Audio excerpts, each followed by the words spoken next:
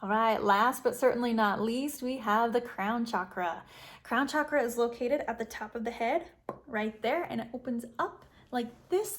Root chakra opens down below us, crown chakra opens up like this, keeping that energy swirling around our bodies like that. So the crown chakra is purple. The color for it is purple or violet, and the element is thought.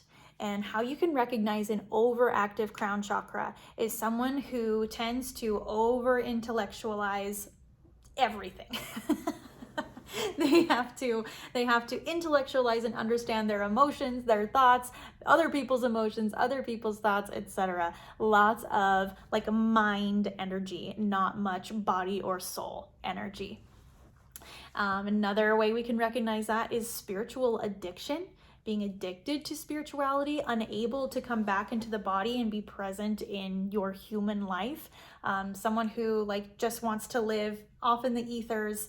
They meditate all day, every day, because they're actually unable to be present in their lives. That kind of meditation, or that, I guess, like way of going about spirituality can feel really good in the moment, especially when you're the person meditating. But it can actually be a way to dissociate from your actual life and not live the life that you are in right now. It can be a way to escape or dissociate from it. So that's what they mean by spiritual addiction. Another thing that can denote an overactive crown chakra is consistent confusion or like brain fog. There's so much going on up there that's like you can't see the forest for the trees type thing. Dissociation from body, like we mentioned, and also headaches and migraines. And same goes for the crown chakra that went with the third eye, that when we are overactive here and it's just like energy blowing out, like surging out, we want to be grounded. We focus on grounding.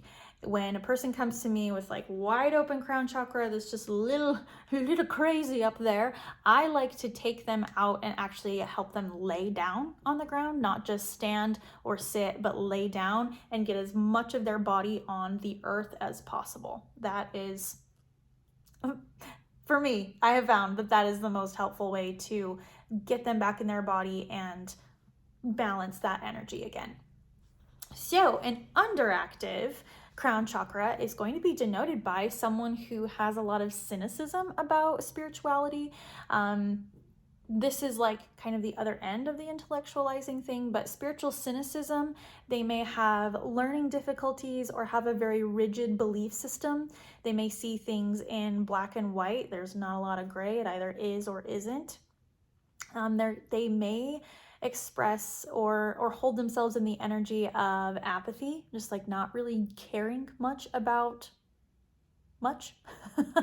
And they may have a tendency to be more materialistic, more greedy, more like we see this in like certain religions will have priests or higher ups who like they're like covered in gold and fancy shiny things.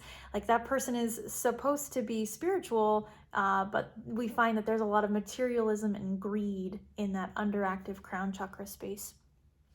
Another thing for an underactive crown chakra is a domination of others. And I think this comes from like when we're on that high spiritual plane, there's that interconnectedness and unity that we feel. Like we know that we are all one when we are in that place. And when that crown chakra is shut down, it's like, we are not one. I am the only one. It can be dominating over others. So a balanced crown chakra is going to be someone who has a healthy sense of spiritual connection. They're able to connect with their spiritual self, the spiritual realm, and also be human and let those things exist at the same time.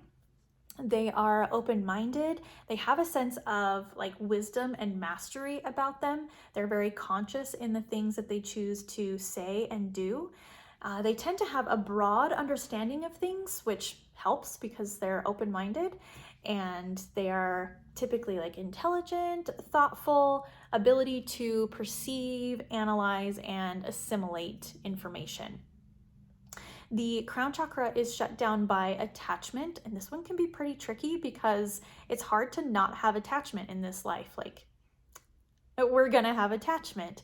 It's unhealthy attachment. It's like when we don't own our things, but our things begin to own us. Like, okay, I'm just gonna pull this. Hold on. This is just an example because it was within reach. This is my disco ball, and it makes me so happy because it spreads little sparkles of light over my house. But this was the nearest object I had to me. So if I had an unhealthy attachment to this object, I would choose this object over whatever else it was. That attachment is what shuts down the crown chakra. Like if I needed to let go of this for any reason, like personally, it wouldn't bother me. I got this at Michael's, like it makes me happy, but whatevs, right? But if I had an unhealthy attachment to this, it would cause me deep distress in order to get rid of it. And maybe I would make poor decisions in order to keep this because of my unhealthy attachment.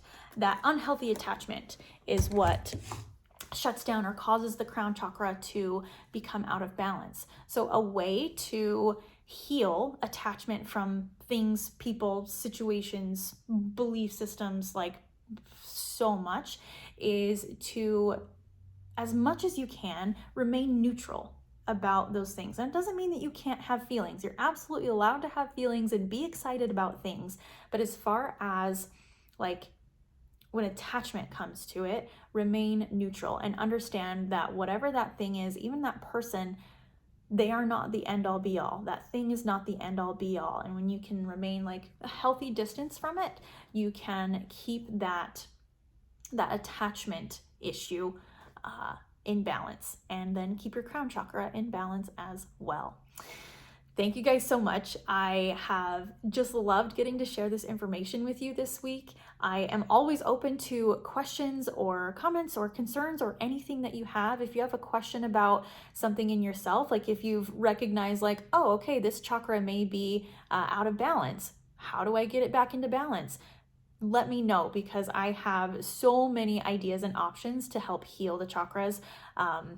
So just reach out to me. Love to help you out. Also, if you have issues with clients, like things are coming up with them and you're not sure how to support them through their chakra healing, I don't consider myself an expert at all, but I do have lots of experience and lots of resources and would love to help you out in any way that I am able.